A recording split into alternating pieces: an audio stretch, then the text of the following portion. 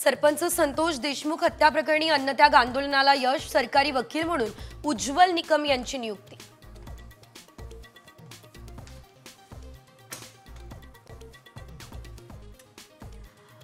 राज्यात 6,600 कोटींचा बिटकॉइन घोटाळा, पुणे नांदेडसह 60 ठिकाणी सीबीआयची छापेमारी, महिन्याला 10% व्याजाचं आमिष दाखवून फसवणूक।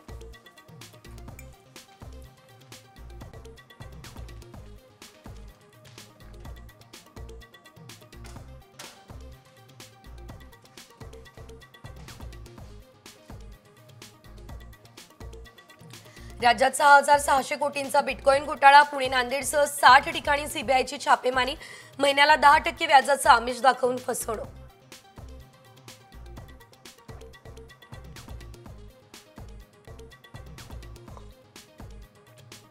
शक्तीपीठ महामार्ग कोल्हापूरला वळसा देत कोकणाकडे वळवणार, कोल्हापूरकरांचा विरोध न मावळल्यास सरकार पर्यायी महामार्गाचा निर्णय घेण्याची शक्यता।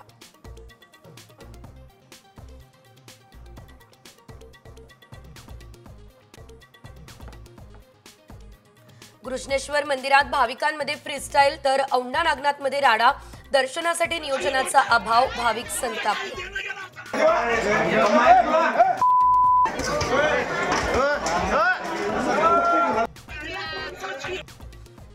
त्र्यंबकेश्वर मंदिरात प्राजक्ता माळीच्या नृत्याचा कार्यक्रम होणारच, नियमांचं पालन करून कार्यक्रम घेतोय विश्वस्तांची माहिती।